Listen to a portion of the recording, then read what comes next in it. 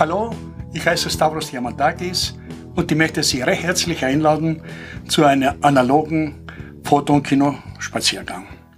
Heute möchte ich einmal eine ganz besondere Kamera zeigen.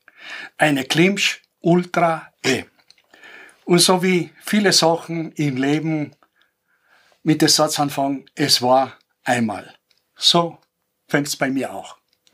Ich habe ein Geschäft gehabt in eine kleine Bezirksstadt und in dieser Bezirksstadt hat auch eine Fabrik gegeben. Was die da bauten, wusste keiner. Man sprach von Platinen, man sprach von Leiterplatten, aber konkret konnte niemand was sagen. Der Besitzer, ein sehr, sehr freundlicher, umgänglicher Mensch, kannte ich aber nur von Begrüßung. Man traf sich, grüß Gott, und das war. Und es war einmal ein schöner Frühlingstag, klingelt das Telefon und der Fabrikant selber ist am Apparat und bittet mich, zu ihm in der Firma zu kommen. Er hat einen Fotoapparat für mich zu verschicken. Ich war sehr froh. Ich dachte nicht an den Apparat, sondern endlich kann ich einmal als Technik interessiert einmal diese Fabrik anschauen. Ich bin zu ihm hingekommen, Begrüßung, hat das und jenes erklärt. Für mich immer noch spanisches Dorf.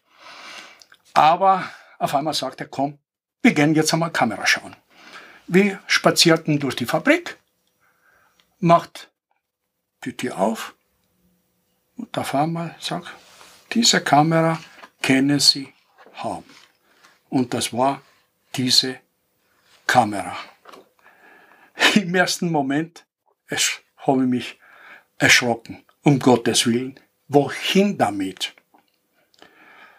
Als er mir erklärte, warum er Wert legt, die Kamera mir zu schenken und nicht dem Bezirksheimatmuseum, der nur 200 Meter weiter ist, habe ich ja gesagt. Wir einigten uns auf einen Termin, wie wir fachgerecht die Kamera zerlegen können für den Transport und so weiter. Und ein paar Tage später 2 Schlosser von der Firma, ein Freund von mir, ein Feinmechanikermeister und ich zerlegten die Kamera. Und ein Landwirt, ein Freund von mir, mit 2 Traktoren und Anhänger wurde die Kamera nach Hause transportiert. 25 Kilometer legten wir in Schritttempo, bis wir nach Hause kamen.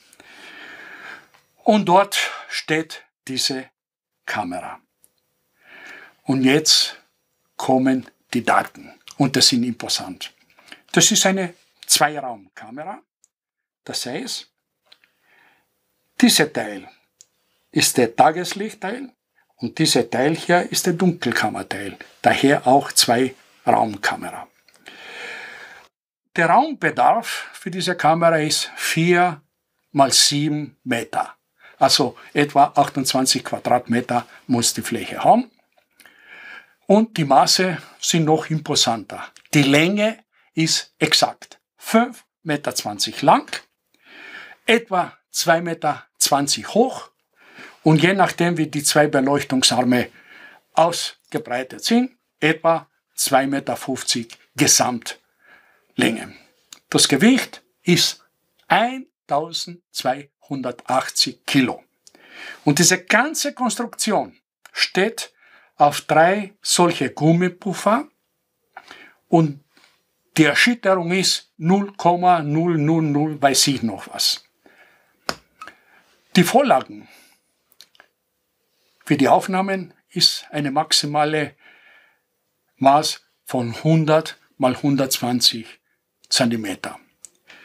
Und damit man für die Aufnahmematerial und die Vorlage eine absolute Planlage hat, sind 2 Saugpuppen dafür verantwortlich. Das heißt, das Original und die Vorlage werden an die Scheibe angesaugt und das sind gepresst. Wobei zu erwähnen ist, dass die Genauigkeit beträgt 5 mm. Das ist 5 Tausendstel Millimeter. Die Kamera ist für Auflicht- und Durchlichtaufnahmen und die Erschütterung, wie ich sagte, ist minimal. Das sind die Eckdaten für die Kamera. Die Optik ist ein, wie soll ich sagen, Romar, also eine Rodenstock-Klimsch Romar mit 500 mm Brennweite. Und das ist dieser Block. Allein dieser Block hat ein Gewicht von etwa 7 Kilo. Die Blende, die kleinste Blende ist 8 und die größte Blende ist 380 oder 370, wenn ich mich nicht irre. Und alles wird elektrisch eingestellt. Diese Kamera, mangels an Platz, ist fachmännisch zerlegt und bei mir in der Garage untergebracht. Als vor Jahren jemand davon Wind bekommen hat, hat mich eingeladen zu einer Ausstellung nach Wien. Damals hat die Firma Niedermeyer, eine sehr große Handelsfirma für Fotografie, das 40-jährige Jubiläum, und die sollte mit einer Ausstellung das ganze Glanz verleihen. Und die Bedingung war, ich muss die Klisch-Kamera mitnehmen. Mit einem Tieflader ist die Kamera nach Wien gekommen, während der Wiener Festwochen ausgestellt im Donauzentrum in Wien. Der Zuspruch war sehr groß, sehr interessant, habe ich sehr viele Leute kennengelernt. Und eines Tages war ein älterer Herr.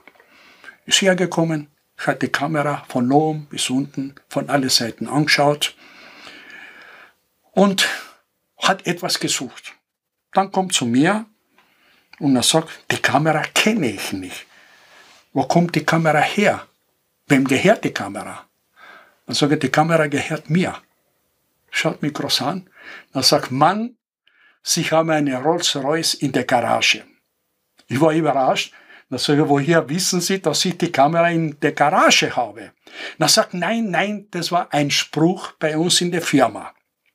Wir haben 130 autorisierten Werkstätte und Servicestellen und nur diese Leute dürfen Hand anlegen an diese Kamera. So wie bei Rolls-Royce.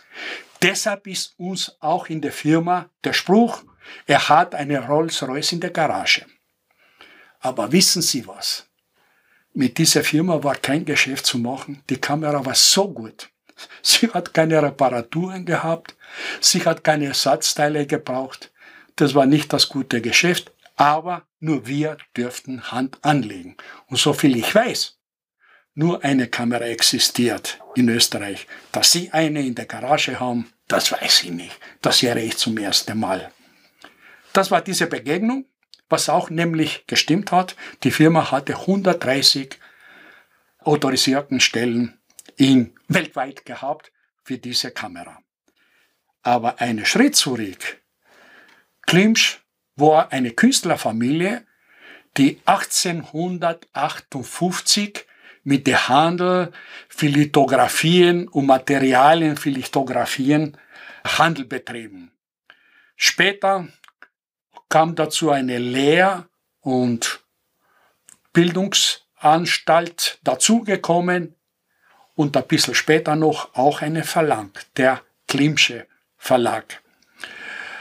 Die Firma hat sich intensiv mit Foto- und Repro-Fotografie beschäftigt und sie war für lange Zeit, bis in die 80er Jahre des letzten Jahrhunderts, Marktführer.